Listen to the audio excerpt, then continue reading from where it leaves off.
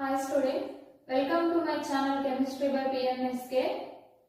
Today here we are discussing about discovery of the subatomic particles. Discovery of the subatomic particles.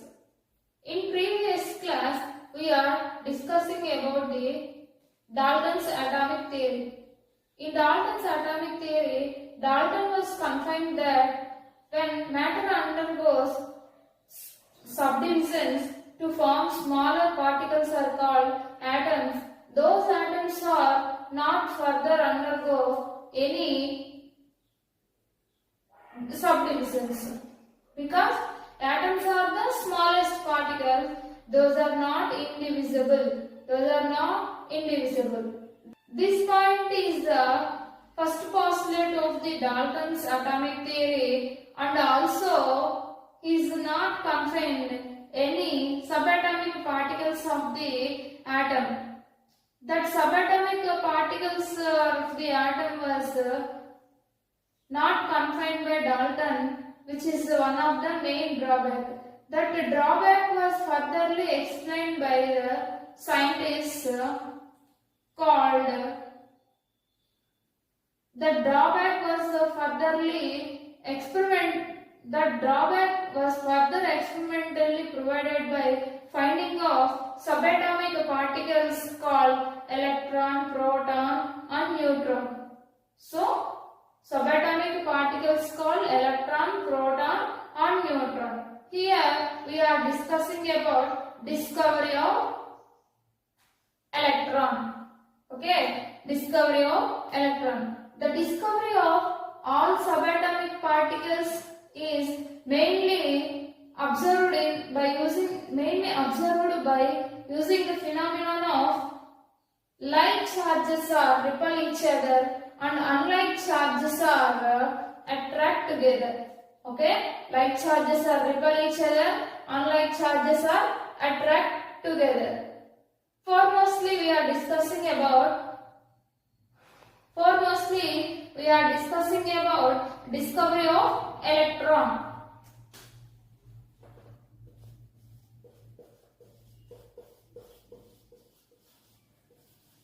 Discovery of electron.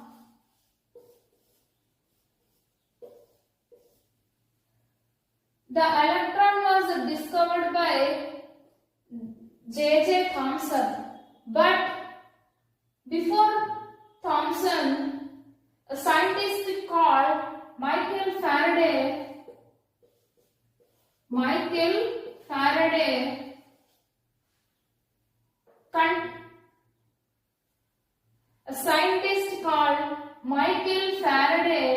is conducting the experiments by using cathode rays glass tube experiment. Okay, cathode ray glass tube experiment. Here he is taking 5 tools. For constructing the cathode ray glass tube experiment. Firstly, he is taking an glass tube. He is taking one glass tube.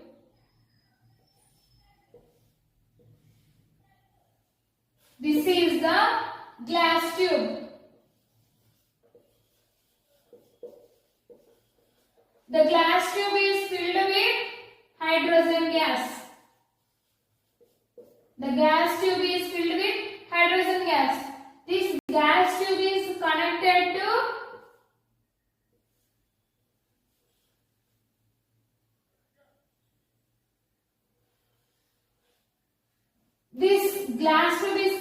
to vacuum pump.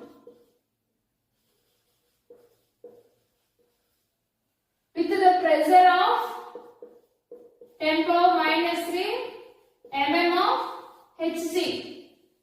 And also this glass tube consisting of metallic strips.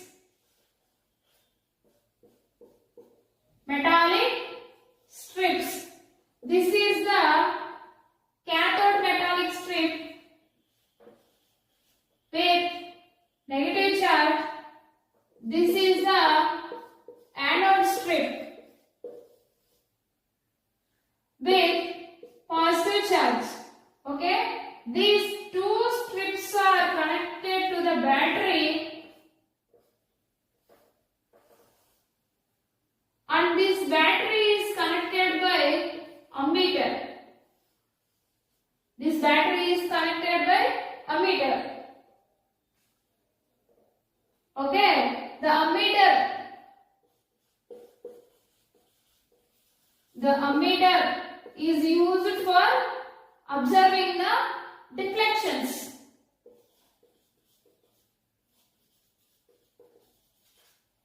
Observing for deflections. Okay, this is the main of cathode ray experiment unit. Okay, cathode ray experiment unit.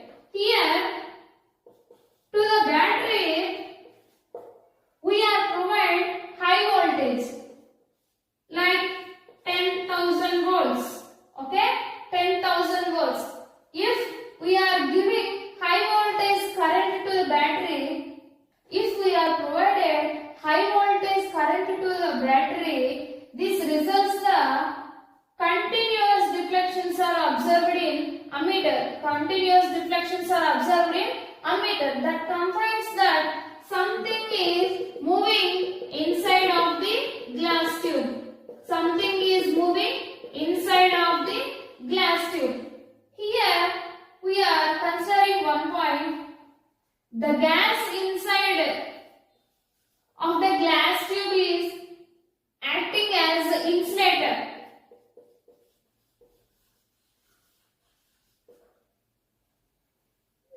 Acting as insulator. Insulators are not allow flow of current. Insulators of gas is not allow flow of current. But here something is happening inside of the glass tube was observed by Faraday. He is confined that movement of particles in the glass tube from anode to cathode or cathode to anode. He is having one confusion. Movement of particles from cathode to anode or movement of particles from anode to cathode. He is having the major confusion. When he is applying the high voltage from battery, the current was provided to the unit, the continuous deflections are observed. Something is happening inside of the glass tube, but something is having inside of the glass tube. That something is not found by primarily. Laterly, he is taking fluorescent screen for experiments of finding the movement of rays in the glass tube. Okay. Firstly, he is placing fluorescent screen at the end of the back side of the cathode strip. He is placing here. This is the fluorescent screen.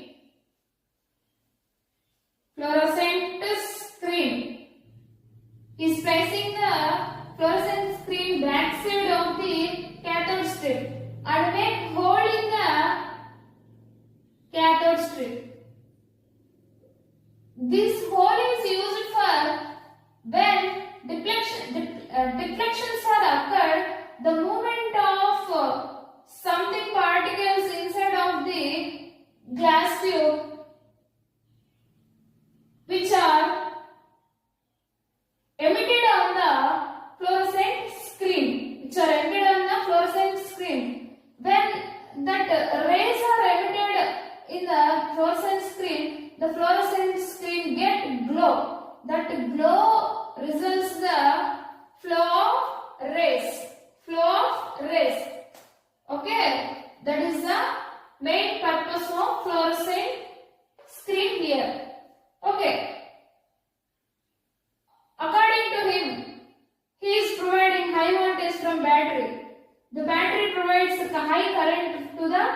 ammeter. This ammeter was get deflected, but the fluorescent screen is not get glow. Okay, the fluorescent screen is not get glow. Why? Because there is no movement of rays from anode to cathode. Okay, that's why he concluded that movement of rays from anode to cathode is not happening here. Again, we are conducting a further experiment for observing of something moving inside the glass tube. Okay. Furtherly, he is kept this fluorescent screen.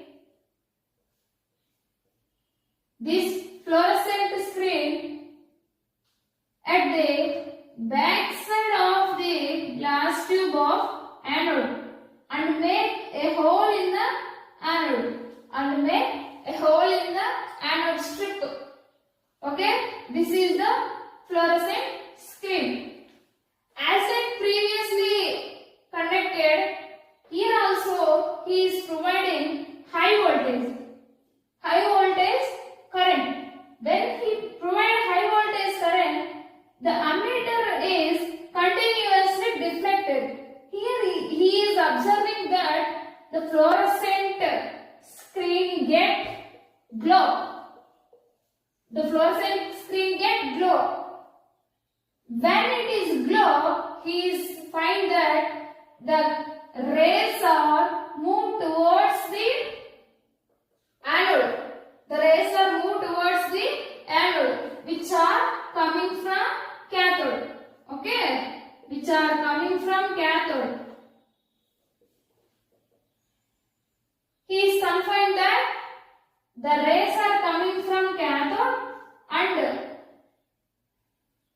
reach anode strip. Through anode strip hole, it was hitting the fluorescent screen. Ultimately, the fluorescent screen get glow. Okay, those are the cathode rays moved from cathode to anode. The rays moved from cathode to anode, those are called cathode rays. Cathode rays. These cathode rays are negatively charged. How we can say cathode rays are negatively charged? By observing the behavior of cathode rays. Okay, by observing the behavior of cathode rays. Here, when we place the electric field, the cathode rays are moved towards the anode side. Okay, let's take electric field. Assume that this is the electric field. Take cathode rays.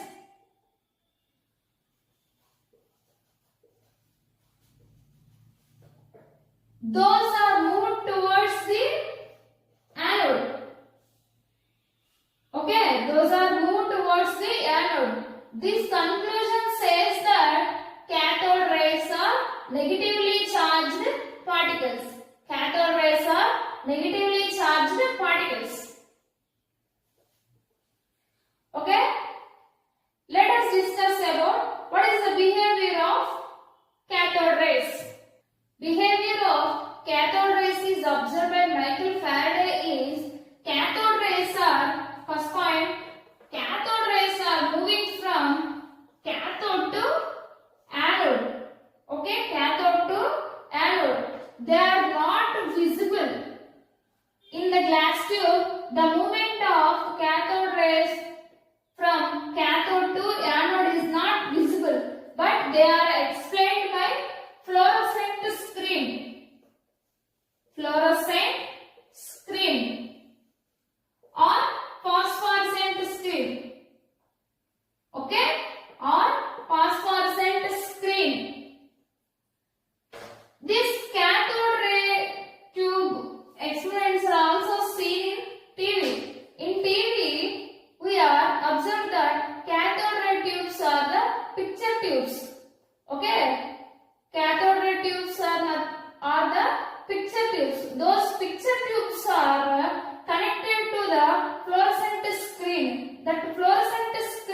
observed in the monitor of the TV.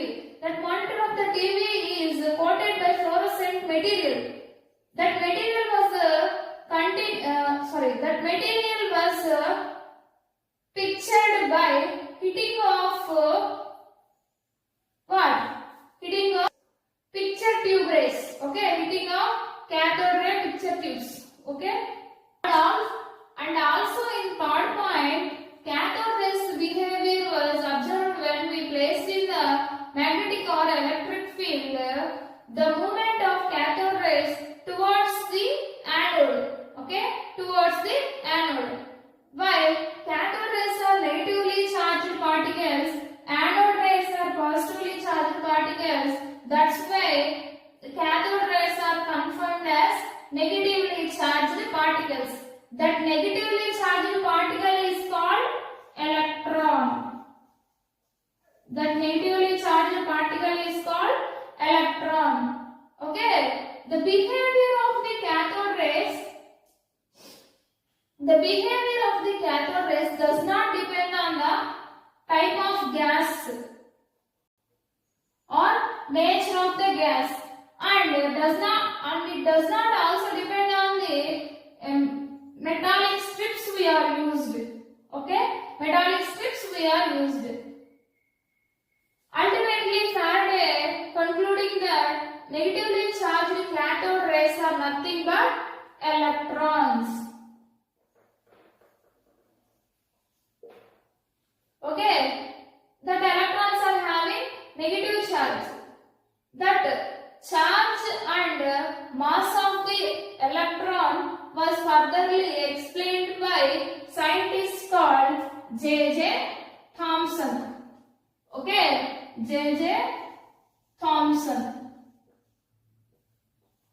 J.J. Thompson, in the year of 1897, he is discussing about the charge of the electron. Charge of the electron and mass of the electron. He is confined experiment by using a cathode ray tube. He is also placed the electric field. The movement of cathode rays are moved towards the electric field. If you place the electric field, the movement of cathode rays. J.J. Thompson was find the charge of the electron and mass of the electron. How he find that? Explain here.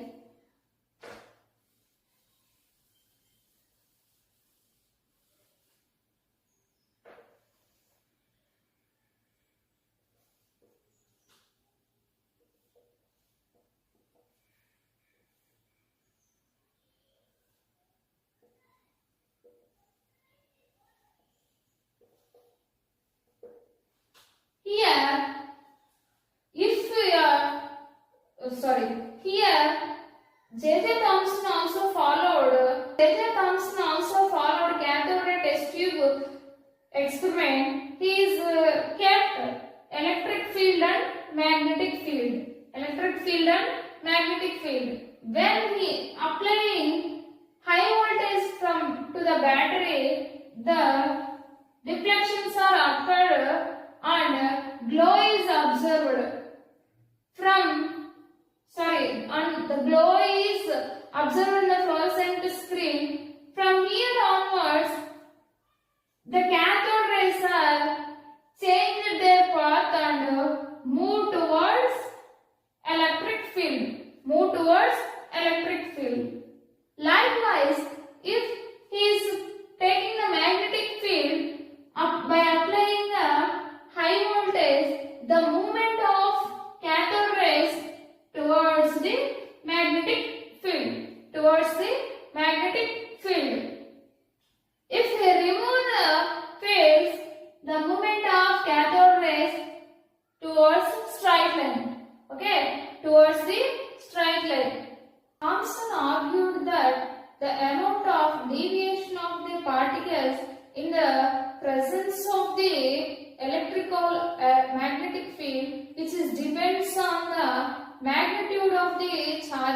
particle is greater than the magnitude of the charged particle is greater than the magnitude of the negatively charged particle is greater than the charge of the particle. Okay, the charge on the particle increases when it is placed in the magnitude of electric field. Lighter the gaseous particles, higher the deflections. Lighter the gas particles, higher deflections are observed. Okay, higher deflections are observed. When we are increase the voltage, the strength of deflections of the particles are increased when it is placed in the magnetic and electric fields. He is finally concluded that E by ME nothing but E by ME value is 1.7588 into 10 power 11 coulomb per kg. Coulomb per kg. Here E is the charge of the electron. Me is the charge of the electron. Me is the mass of the electron, and the charge of the electron is measured in coulombs. Okay, coulombs. This is the charge to the mass of the electron. Later, Mullikan was described the charge of the electron by using oil drop theory. Okay, Mullikan oil drop experiment. Here, charge to the mass of the electron was confined. How much that one? 1.75855 into 10 power 11 coulombs per kg. Later on, charge of the electron was explained by R.A. Mullikan.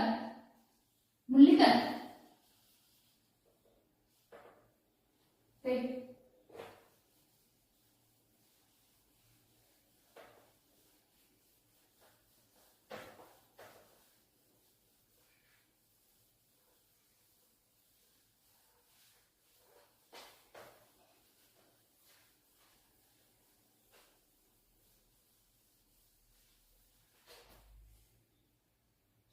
What is the charge to the mass of the electron?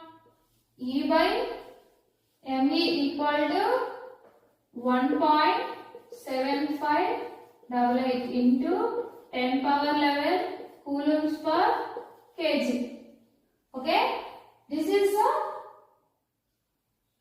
charge to the mass of the electron. Later, charge of the electron was discovered by R.A. Mullikan. R.A. Mullikan in end of the 18th century. In the end of 18th century. Okay, in the 18th century, R.A. Mullikan will describe the charge of the electron. The charge of the electron equal to, the assumed charge of the electron is minus 1.6 into 10 power minus 19 coulombs. But presently used charge is minus 1.602 into 10 power minus 11 coulombs. Okay, 10 power minus 11 coulombs. By using the mass of the electron and assumed charge of the electron by Mullikan, he concluded that Me equal to E by Me. That is here 1.602 into 10 power minus 19 coulombs to the 1.7588 into 10 power 11 coulombs per kg. We are obtaining 9.109 into 10 power minus 31 kg. This is the charge of the electron. Okay.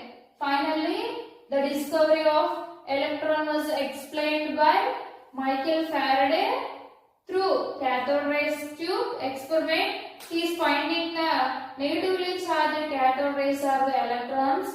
The electrons are negatively charged particles, and their charge and mass of the electron was discovered by J.J. Thompson.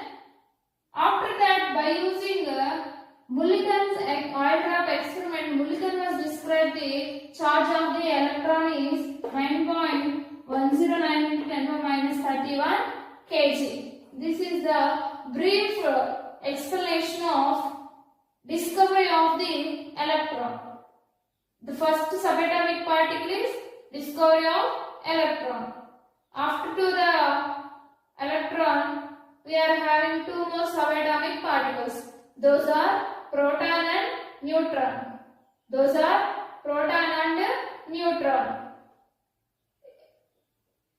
Finding of electron was by Faraday, but